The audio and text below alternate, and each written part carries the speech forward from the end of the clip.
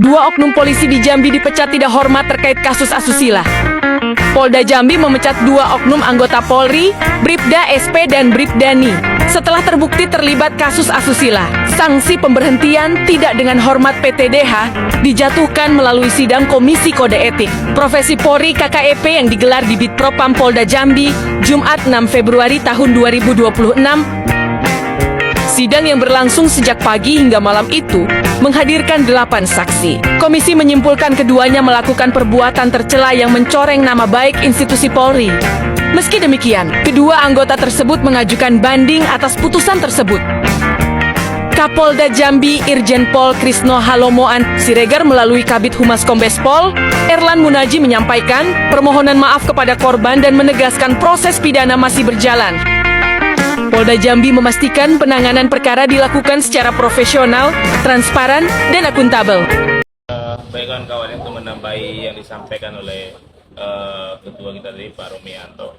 Ada hal yang ingin kami sampaikan. Yang pertama terkait status 4 orang tadi, 4 orang oknum Polri yang juga dihadirkan sebagai saksi dalam perkara ini, yang dihadirkan dalam kode etik tadi, itu perlu kita pertanyakan statusnya apa. Kalau memang dia jadi statusnya sebagai saksi fakta yang ada di lokasi kejadian, apakah ini akan dibiarkan? Kan gitu. Yang mana kita duga apabila dia benar ada dari lokasi kejadian, kan bisa ditarik nih sebagai pembiaran.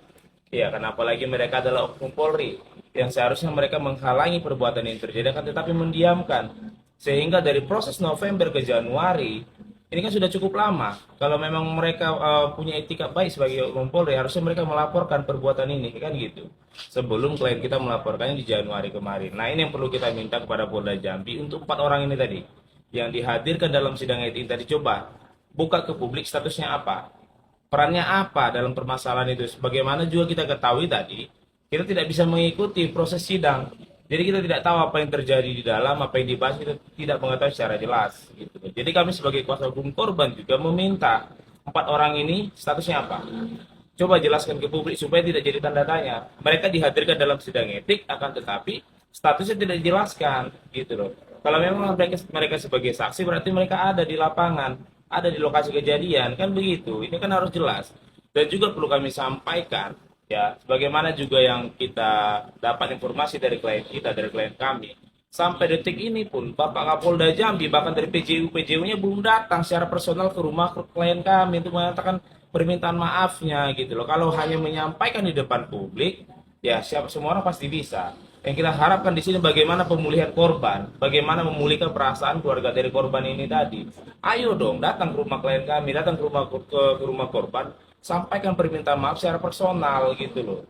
Karena bagaimanapun 2 orang oknum tersebut merupakan bagian dari keluarga besar Polri, gitu. Jadi kami meminta kepada Bapak Kapolda Jambi dan beserta PJU-PJ datang ke rumah klien kami untuk memulihkan, setidaknya mengobati lah rasa sedih, rasa kecewa yang dialami oleh klien kami, anak klien korban ataupun klien kami, supaya setidaknya pulih lah perasaannya, gitu.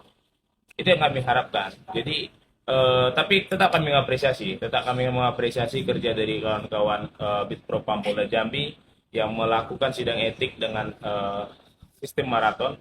Kita ikuti tadi dari jam 9 pagi ya, sampai baru putus jam tengah 10 malam ini. Ya, kami tetap mengapresiasi, tetapi kami tetap meminta dengan tegas 4 orang itu tadi, 4 orang oknum Polri tadi dijadikan saksi dalam sidang etik ini, statusnya apa untuk perkara pidananya.